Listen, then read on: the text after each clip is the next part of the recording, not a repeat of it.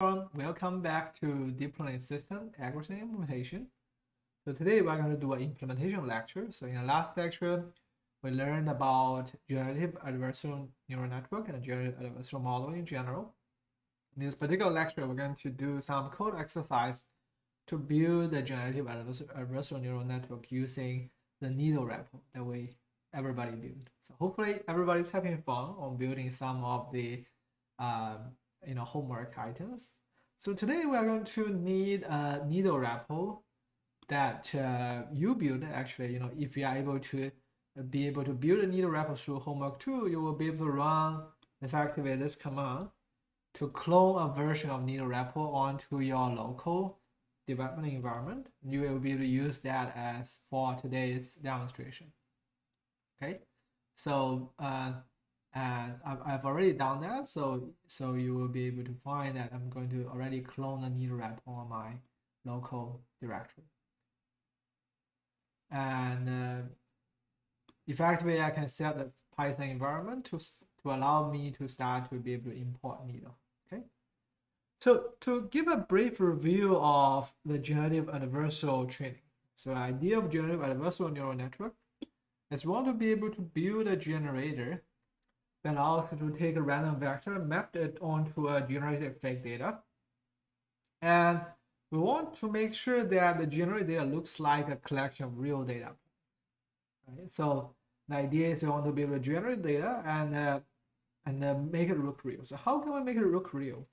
The idea is we're going to build a discriminator that tries to tell apart the generated data points from these real data points.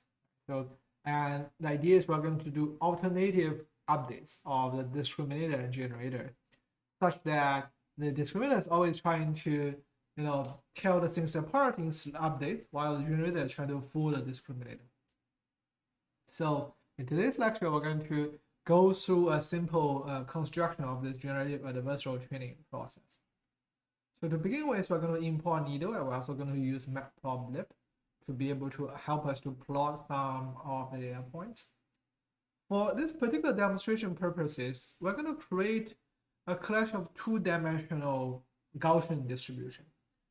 So in here, what we're going to do effectively is going to sample a collection of Gaussian distribution, transform it by a matrix that is preset in here, and then plus a mean function here. So effectively, we're going to sample from a two-dimensional Gaussian distribution with a particular mean, and the covariance matrix equals A transpose A.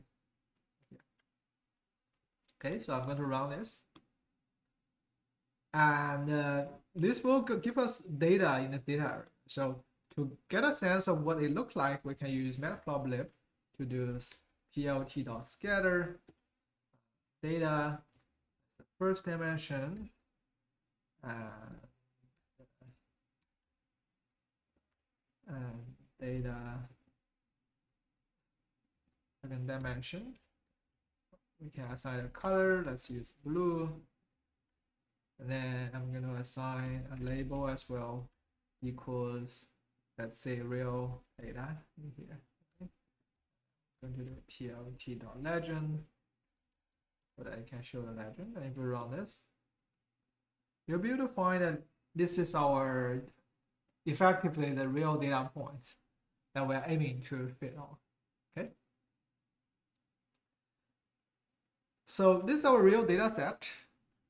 Now let's start to try to build a generator. Remember that a generated neural network allows us to be able to effectively take a collection of samples, a collection of random noises, and we'll be able to map that onto my output space. So to keep it simple, actually, we are just going to build a linear network for our generator.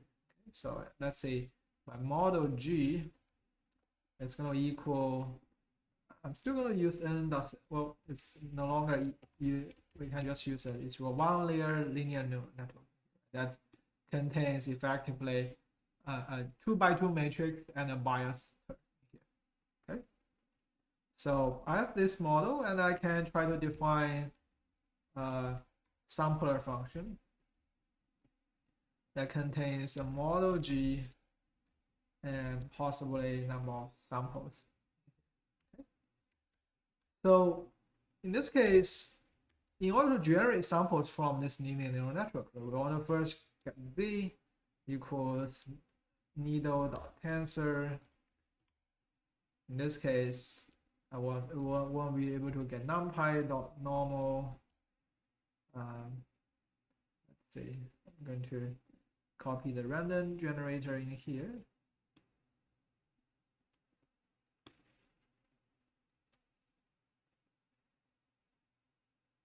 So we'll be able to say, in this case,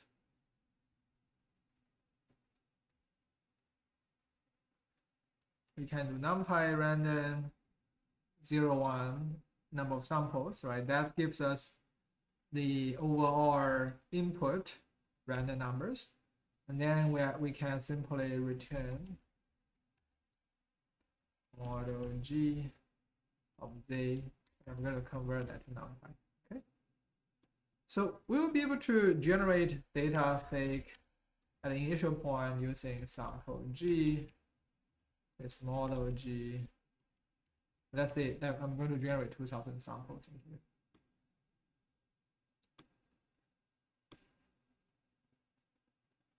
After I generate samples, of course, we can try to go ahead and plot it together with the original plot. So I'm going to copy its coding here. Let's say let's do scatter.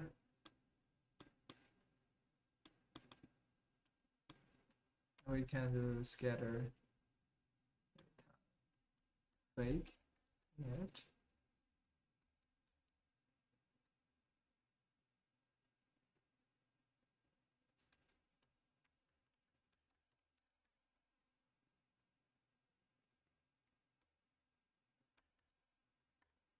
And in this case, we are generating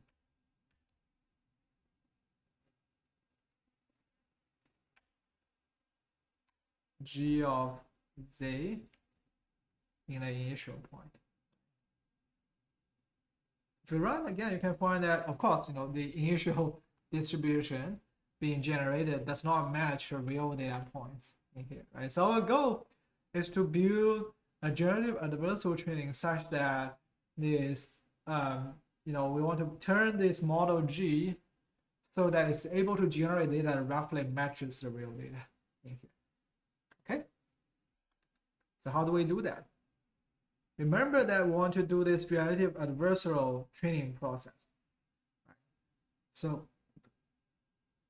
in this generative adversarial training process, we want to be able to define what we call a discriminator in here. And discriminator is a classifier that tries to allow us to be able to classify from a real data to a fake one. So in this particular case, we're going to use a 3-layer neural network in here, just to help us to be able to tell things apart. So we're going to do model D equals n dot sequential. It's going to be a 3-layer neural network. So n dot linear. Let's say true. First, going to map it to 20 neurons. I'm going to pass a value layer in here.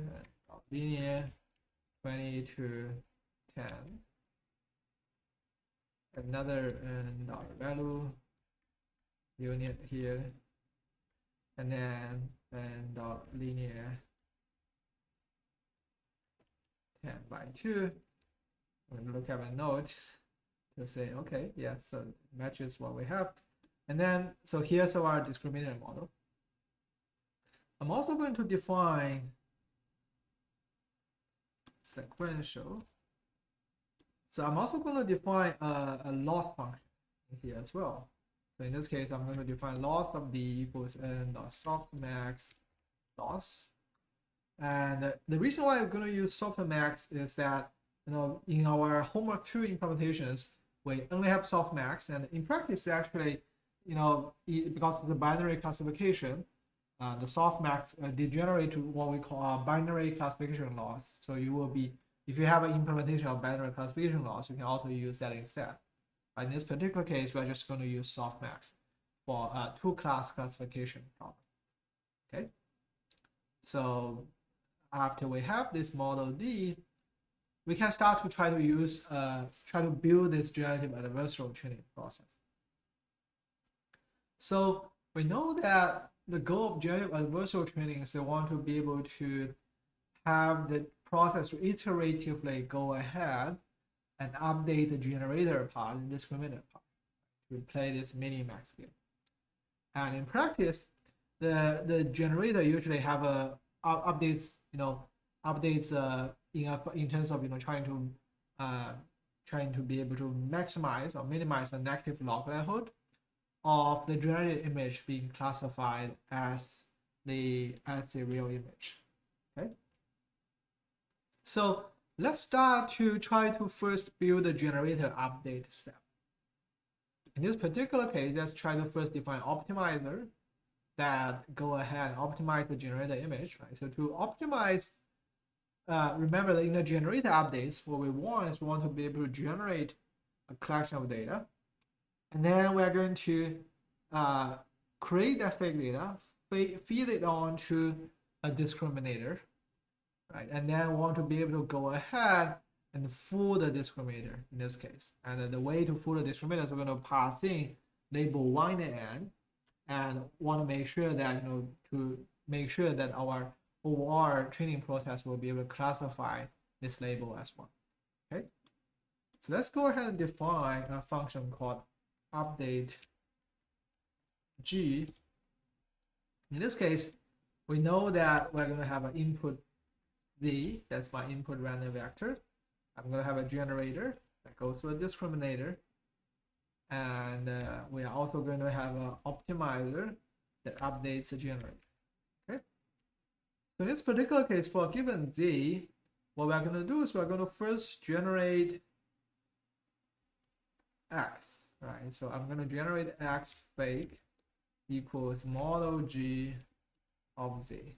So in this case, this X fake corresponds to G of Z. Okay. So after we generate X fake, what I'm going to do is I can go ahead and also pass it through the prediction Y fake equals model D of X fake. Okay. And then we want to be able to pass it on to a loss function. So yes, we also need a loss of D in here, and want to be able to say once equals the once, and it's number of samples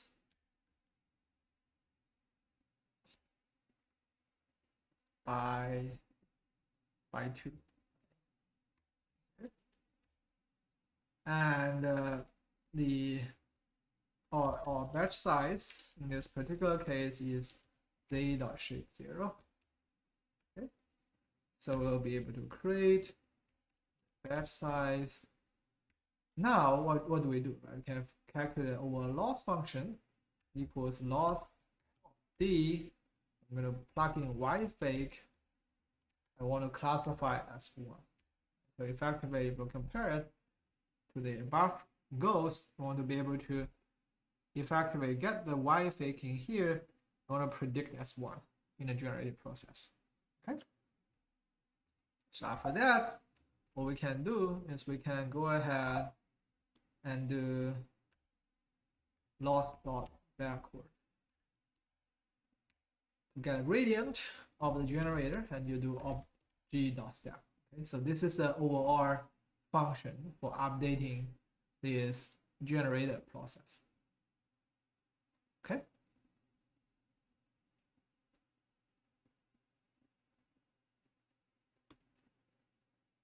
Actually, in this case, I just need a single one, so it's like this, that size in here. Okay. So yeah, so this is the generator update process. Now let's come to the discriminator update. You want to kind of do the similar thing. So for a given discriminator, you want to be able to create an end-to-end optimizer that takes the model D parameters. In this case, the discriminator will try to take a batch of a fake or generated data and a batch of real data, you want to be able to tell the two things apart. Right? So what can we do is let's define update step called update D. That's update of discriminator. In this case, the discriminator takes in two things. You have a generated data, and you have a real data point here. We also have, well, you have the original input Z, right, and real data, and you will have model G, model D, loss of D, and optimizer of D. Okay. So the first step we want to do is we want to be able to generate X fake. And X fake, we know that you can just pass through the original Z through model G, and we can do detach here, because in this case we only care about the gradient propagated back to the discriminator. You don't care about the gradient back to the generator, so you can just generate the fake data in here. And then you can do Y fake equals model D of X fake. That gives you the predicted value of Y, right? You can also have Y of real equals model D passing X, your real data. And then we want to have labels, right? Once equals needle dot once, batch size, D type equals 2, and zeros equals needle dot zeros, batch size, D type equals 2, and batch size equals day dot shape 0 here. Okay. So we have those label data, and we want to feed it into a loss function. So our loss function was loss of D. We want to be able to feed in Y fake. In this case, we want to classify the fake data as 0, because we are in a discriminator update. Loss of D, Y real, once. This is our loss function. Then we do loss dot backward, opt D dot step to be able to update this discriminator loss. Okay, so I have a discriminator updating here. I have a quick note. Effectively, it's the same thing. If you are interested, you will be able to go and read the original architecture notebook. So now we have this discriminator and generator update. So then the next question is, can we go ahead and put everything together? We want to be able to allow us to be able to cycle through both the generator and discriminator update. So let's try to first define the overall discriminator generator models again. So I'm going to copy paste everything together. We get this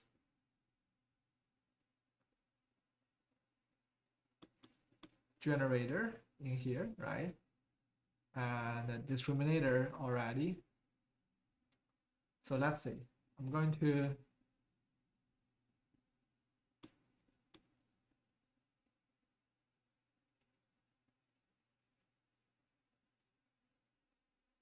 go ahead and define an iterative update process. Okay, let's define an iterative update process that's called string GAN. In this case, let's say we will have data, batch size, and number of epochs in here. So for a given data set, let's first assume that data.shape 0 is divisible by batch size. So in this case, that will make things slightly simpler. Okay, and then what we're going to do is we're going to go iterations over number of epochs in here. Okay, and then in each of the iterations, we know that my x is going to equal data, and the beginning value is going to equal batch size, times number of epoch times epoch and modulo the data dot shape. So it allows us to cycle through the data, right? If it goes through. So then our x equals begin to begin plus the batch size in here. That's my input data size. I want to be able to convert it onto needle tensor. Remember, the data originally is the numpy array. I want to be able to convert it onto needle tensor. Another thing we can do is we will be able to generate a random noise, right? Z. In this case, we can generate it by numpy.random.normal. That contains, I think, the shape. It's 0, 1, and shape equals the batch size by 2. Okay. So we have this, and then we want to be able to iterate through, right? Both the generator updates and discriminator updates. So first of all, we can do generator update. In this case, the generator update contains Z, model G, model D, loss D, and opt G. Then we can do discriminator updating here. In this case, a discriminator update will contain, let's say, you have X, Z, model, I think it's model G, can query this. Model G, model D, loss D, okay? So X, Z, model G, model D, loss D, and opt. Okay? So effectively, we can go through and iterate through these two processes. We can train GAN of my data, let's say batch size, how about 100, and go for 2000 epochs in here. Okay, so I'm going to just use my updated node in here. It's going to be similar. Okay, batch size equals 32. So let's go ahead and try to run this function.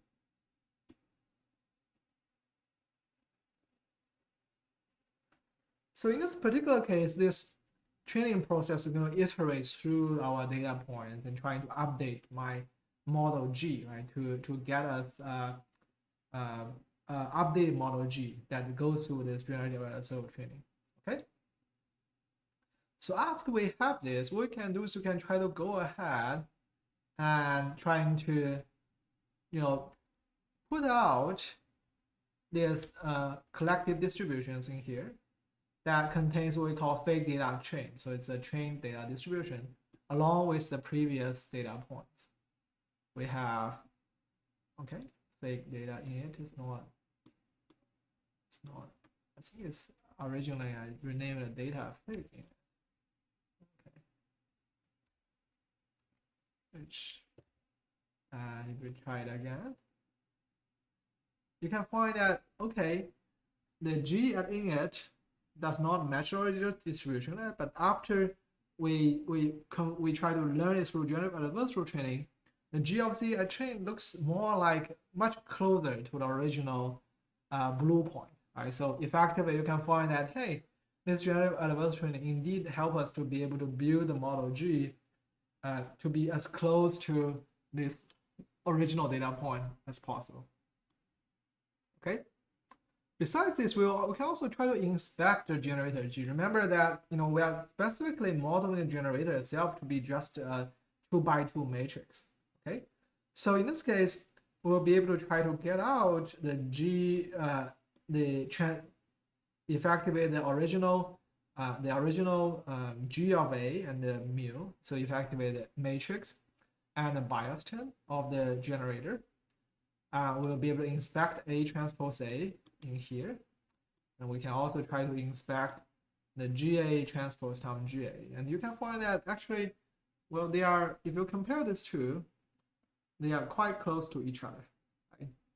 However, if you go and inspect A and GA, you can find that they are very different.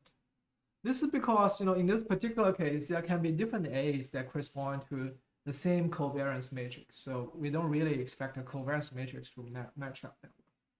You can also go ahead and compare the mean values in here, and you can find that the mean values also roughly matches to each other. Okay, so that's the first part of how we can go ahead and build the iterative generative adversarial training. And there's particular examples we show that using needle we'll be able to build up the generative adversarial neural network and use that to train a generator that help us to generate a two-dimensional Gaussian distribution. So in the last lecture, we also talked about, is it possible for us to modularize the GAN training ability in a form that looks a bit more like a loss function? So instead of doing this iterative update D and update G loop, will we be able to build a GAN loss function that looks a bit more like a loss module? So let's try to do that. In this particular case, we want to be able to define something like a GAN loss.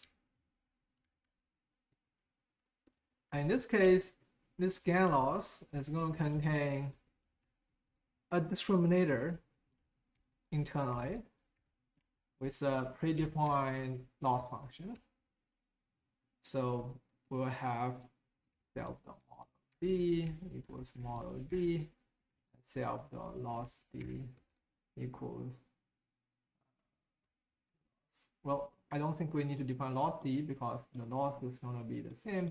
But let's define opt D in here. So loss D is just going to be equal and softmax loss, okay, and self.opt D equals opt D here. Okay, so we know that normally a loss function is going to contain a collection of real data and a collection of generated data. So let's say I'm going to give you f fake, x real. These are like real data and generated data, okay? And in this case, we are trying to encourage the generator to look more like, to encourage a fake data to look real, right, in this case. So how can we do that? What we can do is we will be able to say like y fake equals self.model D. We go through the discriminator in this case, x fake, and then we are going to measure loss as self.loss of the y fake. I want to be able to pass in once, right, so that it looks like real data. So once equals needle dot once, batch size type equals 32, and batch size should equal y fake dot shape 0 here, and you return this loss function effectively. Of course, in this case, we're only trying to do the generator update. So how about the discriminator part? We want to implicitly define discriminator update in here by update D self fake real, and the discriminator update, what you can do is we can do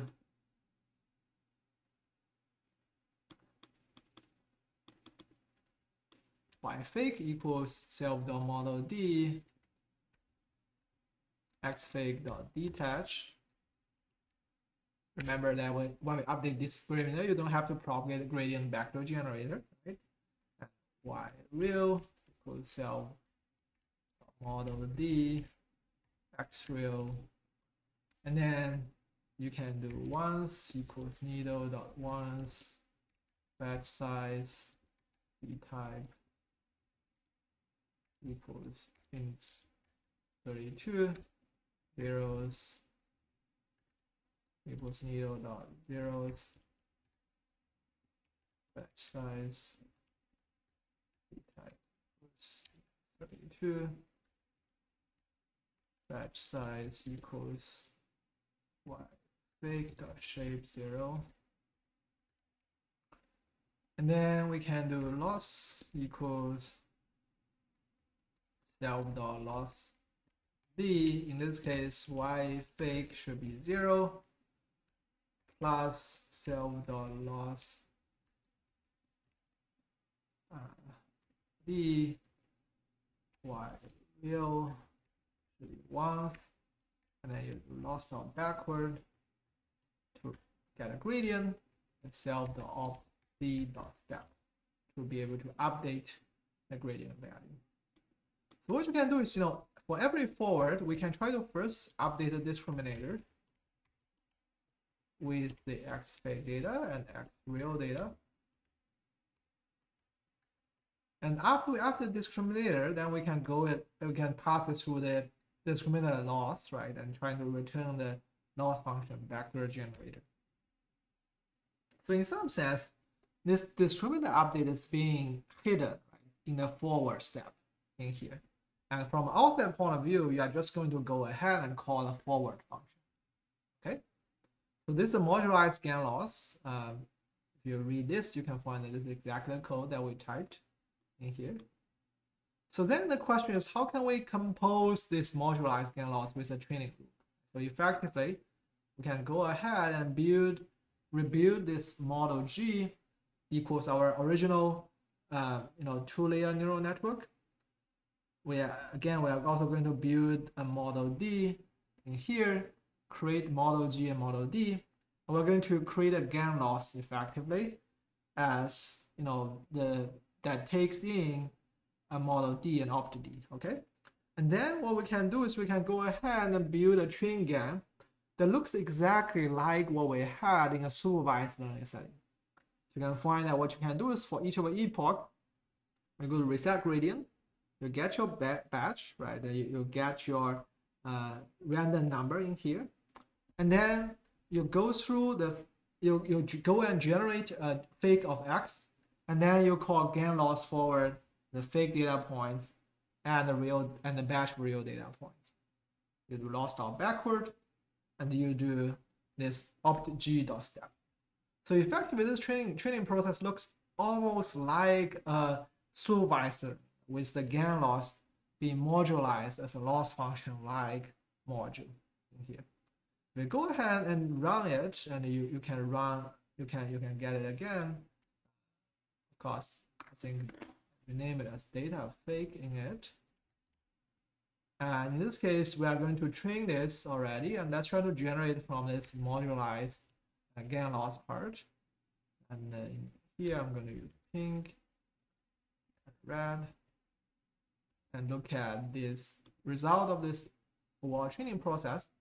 You can find in this case, yes, in this modularized GAN loss also gives us a quite decent data that looks like original distribution.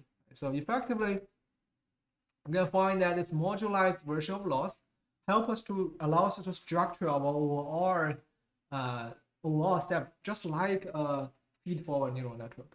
So we'll be able to use, for example, different GAN loss to compose up more complicated training. Just like, for example, in certain cases, in the last lecture, we talked about, if you want to build something like a cycle GAN, it will be a very effective way that allows you to be able to do this kind of modularization. So you don't have to worry about, how do you build a customized training group.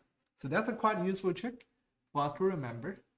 And one amazing thing today is you can find that after we build this needle library, not only allows us to be able to build a supervised convolution neural network and supervised learning method of residual modules, we can also use it to build generative modeling through this iterative, generative adversarial updates. Right? So everything is kind of being modularized as a lower level array library, along with the higher level library that composes each of the components together. And if I've finished homework 2, hopefully you kind of go ahead and enjoy the ability for us to be able to build this kind of rich kind of neural network models. moving forward to the next homeworks, we'll be able to also accelerate all those computations using GPU. And in our projects, we will be able to go ahead and think about, what are the possible ways for us to be able to build more advanced properties and more advanced algorithms using the needle that you build by yourself.